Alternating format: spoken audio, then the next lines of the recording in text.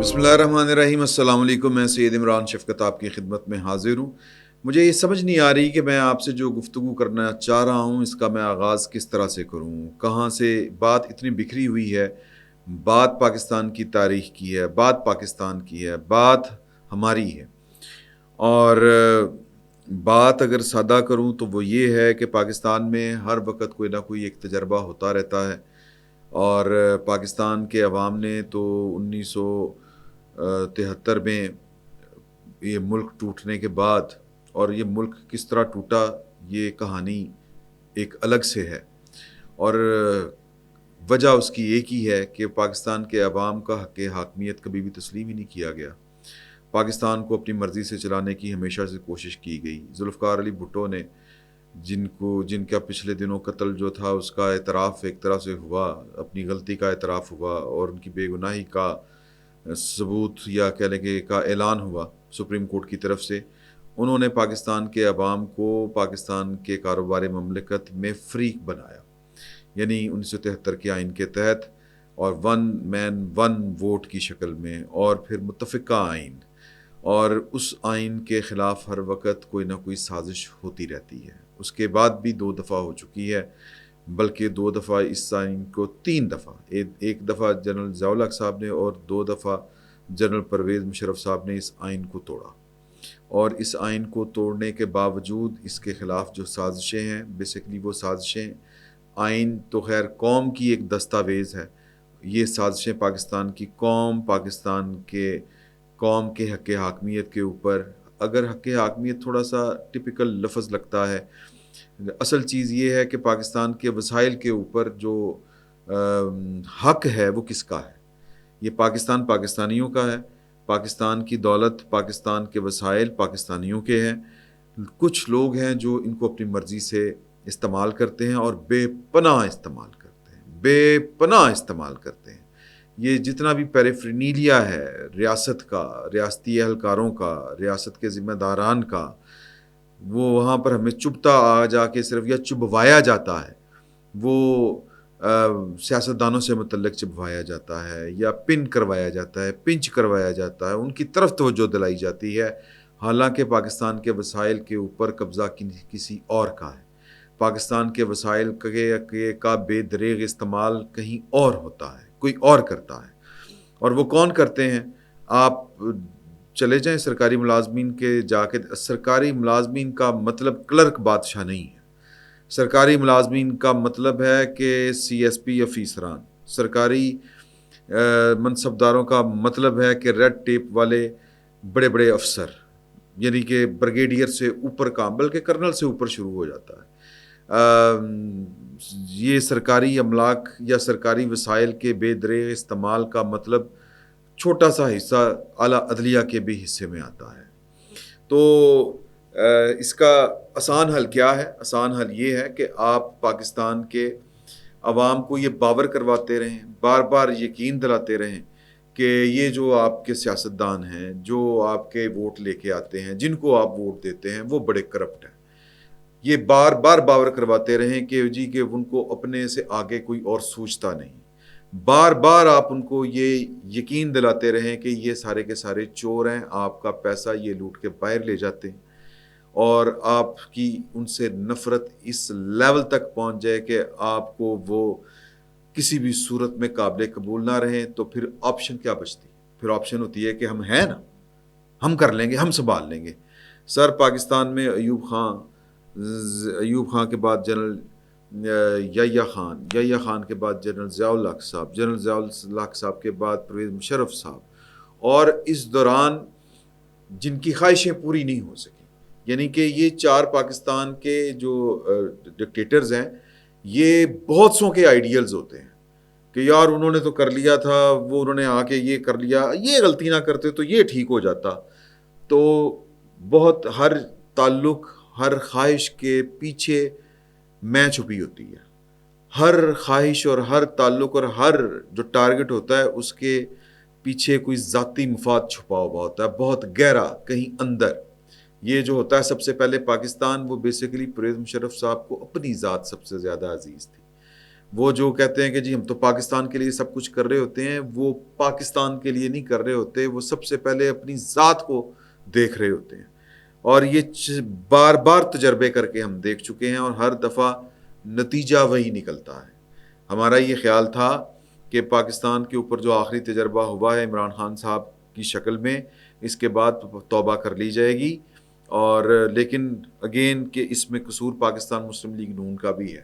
نواز شریف صاحب نے مطالبہ یہ والا سامنے رکھا کہ یہ تحفہ آپ کا لایا ہوا تھا، آپ ہی اس کو سمیٹے. انہوں نے ان کو بھی سمیٹ دیا، اپنے تحفے کو بھی وہ لے گئے، اور ساتھ میں وہ نواز شریف صاحب کو بھی لے گئے. دیکھ لیں، آپ کے سامنے ہے، ہم کیا کہہ سکتے ہیں، کیا کر سکتے ہیں. بار بار اسی فورم کے اوپر یہ فقیر تو بار بار کہتا تھا کہ اگر یہ نواز شریف صاحب مطالبہ کرتے ہیں تو اگر اس کے اچھے نتائج آئے یا غلط نتائج آئے تو ذمہ دار نواز شریف صاحب ہوں گے. تو وہ چل رہا ہے، وہ اب یہ کب تک چلے گا، کب تک اس کے نتیجے جو ہیں وہ ہولناک وہ سامنے آئیں گے، یہ آنے والا وقت بتائے گا. میں آپ کو 2 منٹ کا ایک کلپ ہے، میں وہ آپ کو دکھانا چاہتا ہوں. اس پر آپ نے غور کرنا ہے کہ کس طرح، اور اس کلپ کا مطلب یہ ہے کہ کوئی کسی کی کوئی خواہش ناتمام، کسی کی کوئی حسرت ناتمام، کسی کا کوئی منصوبہ جو ادھورا پڑا ہوا ہے، اس پر کام بہرحال جاری ہے. ہم نے ہمیشہ دیکھا کہ یہاں پر باتیں ہوئیں کہ جی کہ پاکستان کا حال تو یہی ہے کہ یہاں پر 4-5 ہزار بندے کو سزائے موت سنا دی جائے، سڑکوں چوراہوں پر پکڑ کر لٹکا دیا جائے، خمینی والا کام کیا جائے. خمینی کا انقلاب جو تھا وہ ایک سویلین انقلاب تھا. میں انقلاب کے ویسے ہی خلاف ہوں. انقلاب انقلوب کیا ہوتے ہیں، یہ تو جو ارتقائی عمل ہے یہی سود مند ثابت ہوتا ہے. بہرحال یہ ایک فلاسفیکل بحث ہے، اس پر یہ بات کرنے کا فورم نہیں ہے. لیکن یہاں پر یہ باتیں مسلسل چلتی رہی تھیں. وہ جو جنرل آصف نواز جنجوا تھے، وہ یہ والی ان کے دور سے 5,000 بندے کی لسٹ گھما پھرا کرتی تھی. اور آخری دفعہ یہ ہم نے باتیں عمران خان صاحب کے دور میں سنی تھیں، اور یہ باتیں ہارون رشید صاحب بھی کیا کرتے تھے. شیخ رشید ٹائپ جو گیٹ نمبر 4 کے ماشکی ہیں، وہ یہ والی باتیں عموماً کیا کرتے ہیں. اب جو ہیں فیصل واڈا صاحب بھی، وہ بھی آخری دفعہ تو میں نے یہ والی بات ان کے منہ سے ہی سنی تھی. تو اب وہ جو باتیں کرتے ہیں، اب بھی ان کی باتیں آپ غور سے سنا کریں. جب آپ ان کی باتیں غور سے سنیں گے تو جو یہ میں آپ کو کلپ دکھانے لگا ہوں، یہ ایک کلپ ہی آپ اس کو کہیں، 2 منٹ کا ہے. تو پھر آپ کو اس کلپ کی بھی اصل میں سمجھ آئے گی کہ یہاں پر کون کیا خواہش رکھتا ہے. کیا پاکستان کسی کو چین بنانا مقصود ہے؟ کیا کسی کی خواہش ہے کہ پاکستان چین ہو، یا کسی کی خواہش ہے؟ ویسے تو ہمارے سہیل وڑائچ صاحب، انہوں نے جو آخری کالم لکھا تھا بنگلہ دیش یا برما ماڈل، تو وہ تو کہہ رہے تھے، یعنی ان کو بھی چیزیں جو ہیں وہ سمجھ آ رہی ہیں کہ گڑبڑ ہو سکتی ہے. تو مجھے یہ لگتا ہے کہ اس گڑبڑ کے اوپر کام جاری ہے. اب اس پر میں بار بار یہ والی بات کہتا ہوں کہ خواہشیں ہوتی ہیں، لیکن کیا وقت ان کی تکمیل کی اجازت دیتا ہے یا نہیں؟ کیا پاکستان کی جو پولیٹیکل کلاس ہے، جو پاکستان کی سیاسی جماعتیں ہیں، وہ کچھ کر پائیں گی یا نہیں؟ شہباز شریف صاحب نے اپنے بھائی کو جناب وایا پٹینڈا یوں کر کے تو کر لیا. کیا وہ پاکستان کے عوام کا حق کے حاکمیت اس کے اوپر پیرا دے سکیں گے؟ کیا وہ ڈیلیور کر سکیں گے؟ کیا وہ اس پوزیشن میں ہیں جو انہوں نے راستہ چنا ہے، وہ ڈیلیور کرنے کی پوزیشن میں، وہ ڈیلیور کرنے کی طرف جاتا ہے؟ یہ سوال ہے. پاکستان پیپلز پارٹی 18ویں ترمیم تو کیا پاکستان کے آئین دستور کے اوپر کتنا پیرا دے لے گی؟ ان حالات میں وہ کتنا فائٹ کر سکتی ہے، کتنا ڈیلیور کر سکتی ہے؟ یہ بڑے اہم سوال ہیں. باتیں جو ہیں وہ ذرا یہ میں پہلے آپ کو سنا دوں. یہ ایک ہے جی دی بلو ٹروتھ نامی ایک پیج ہے، سوشل میڈیا کے اوپر یہ کام کرتا ہے. فیس بک کے اوپر میں نے ان کا یہ پیج دیکھا ہے. ملینز، ان کے 1 ملین کے قریب جو ہیں وہ فالوورز ہیں، سبسکرائبرز ہیں، یا پھر جو بھی آپ اس کو کہنا چاہے فالوورز فیس بک کے اوپر. یہ میں نے سنا ہے کہ ان کا کوئی ٹی وی چینل بھی ہے، اور یہ ظاہر ہے کہ یہ پراپرٹی کے بزنس سے وابستہ ہیں. اور پراپرٹی پاکستان میں تو جتنے بھی بزنس ہیں وہ تو اب ایک ہی چھتری کے چھایا تلے ہوتے ہیں پاکستان میں. اور وہ ہے کہ پاکستان کی اسٹیبلشمنٹ کے ساتھ یس مال تے مٹھے چول، سکون مال تے مٹھے چول، آپ کا بزنس بھی چل جائے گا, آپ کی صحافت بھی, آپ کی وکالت بھی, سب کچھ چل جائے گا. تو یہ کسی ان کا کوئی ٹی وی, اب تو اس وقت پاکستان میں جتنے بزنس ڈیولپرز ہیں یا وہ والے کیا کہتے ہیں, یہ پراپرٹی بزنس کرنے والے, یا کیا اس کو کہتے ہیں جی, یہ جو ریئل اسٹیٹ بزنس والے, وہ سب نے اپنے اپنے چینل آلموسٹ بنائے ہوئے ہیں, آلموسٹ بنائے ہوئے ہیں. ان میں سے ایک چینل ہے, ان کا یہ پیج ہے دی بلو ٹروتھ. انہوں نے یہ والا, مجھے تو یہ جو آڈیو ہے یہ اے آئی جنریٹڈ لگتی ہے. بہرحال یہ میں اپنے کسی آئی ٹی ایکسپرٹ کو دکھاؤں گا کہ یہ وہ آئی ٹی کی مدد سے, وہ کیا کہتے ہیں, اے آئی, آرٹیفیشیل انٹیلیجنس کی مدد سے کام چل رہا ہے یا اس کے اوپر ہیومنلی ذرا محنت ہو رہی ہے. تو پہلے میرا چاہتا ہوں کہ آپ یہ سن لیں. کچھ عرصہ قبل ایک بین الاقوامی شہرت یافتہ ماہر نفسیات نے پاکستانی سیاستدانوں کے حوالے سے دلچسپ تبصرہ کیا تھا کہ یہ لوگ زیادہ تر لفظ میں کا استعمال کرتے ہیں. انہیں تعریفیں بہت اچھی لگتی ہیں, تنقید وہ صرف اپنے مخالفین کے لیے ہی سننا چاہتے ہیں. ان کی اس کیفیت کو نرگسیت یا نارسزم کہا جاتا ہے. اگر وطن عزیز کے پولیٹیکل پارٹیز میں ذرا نظر ڈالیں تو ہمیں کئی پولیٹیشنز نرگسیت کا شکار نظر آتے ہیں. عوام ہو یا ملک, کوئی مرے یا جیے, مجھے کسی سے کیا, انہیں تو بس ایک لفظ سے مطلب ہے, میں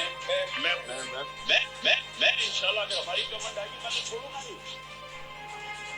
دنیا بھر کے ماہر نفسیات اس بات پر متفق ہیں کہ اگر کسی شخص میں نرگسیت کی کم از کم 5 ایسی علامات پائی جاتی ہیں تو یہ مان لینا چاہیے کہ وہ شخص اس نفسیاتی عارضے میں مبتلا ہے.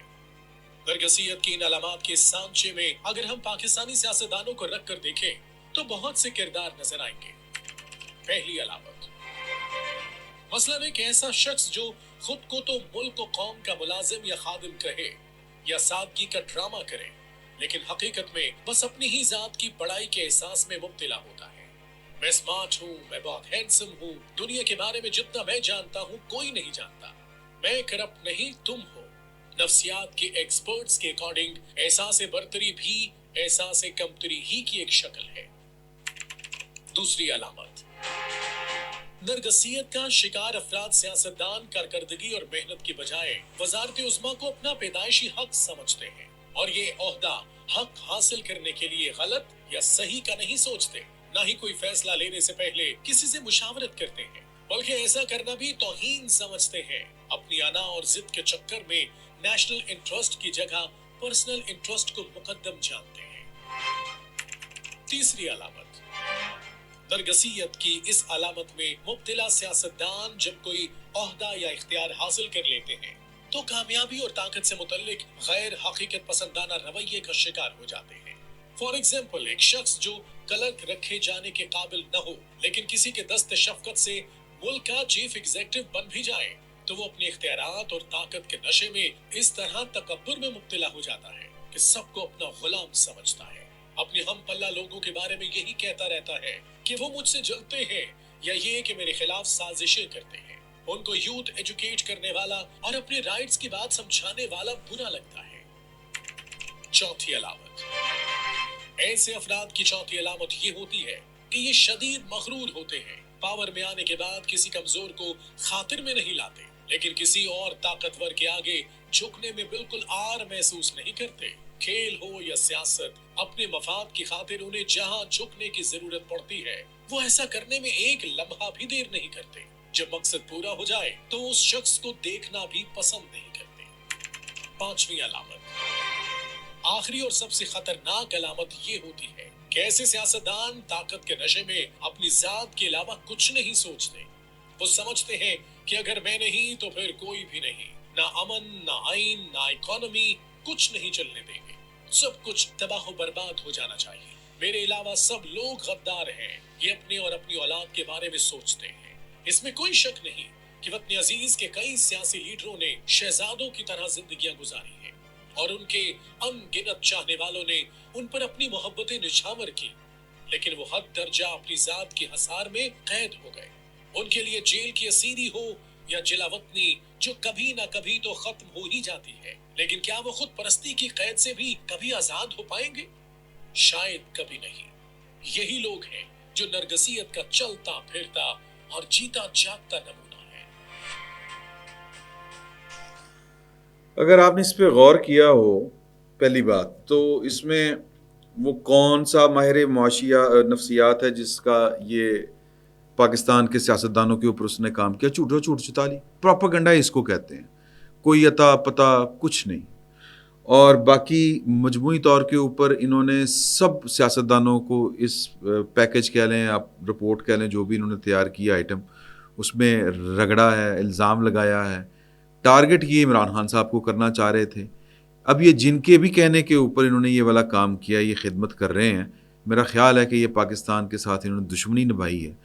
سیاہ تو ہم تو پہلے دن سے کہہ رہے ہیں کہ جی کہ عمران خان آپ کا پروجیکٹ تھا، گند تھا، اس گند کو تسلیم کریں اور معافی مانگیں، اور جنہوں نے کم از کم معافی تو مانگیں، کم از کم غلطی کا اعتراف تو کریں. اگر آپ ان کو سزائیں نہیں دے سکتے، اپنے ان لوگوں کو جنہوں نے یہ عمران خان صاحب کو لانچ کیا تھا، جس یہ دست شفقت کے کلرک رکھنے کے قابل نہیں، اسی میں سنا ہے نا آپ نے، جو نہ ہو اور اس کو دست شفقت کسی کی وجہ سے چیف ایگزیکٹو بنا دیا جائے.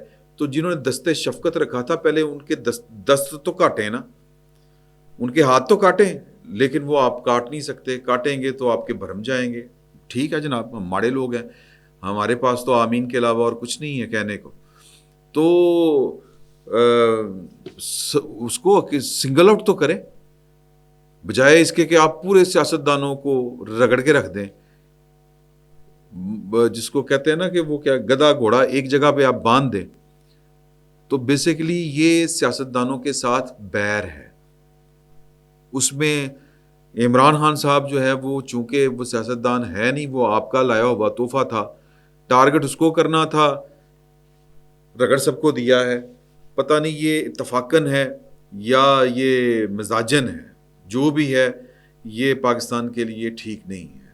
مجھے یہ لگتا ہے کہ پاکستان کے اندر وہ جو خواہش ہے کہ سب کچھ ہم ہی ہیں، سب کچھ سب سے بہتر بھی ہم ہیں، ہم ہی کر سکتے ہیں اور ہم ہی کریں گے، کسی کا کوئی یہاں پر عمل دخل نہیں ہے، یہ وہی سوچ ہے.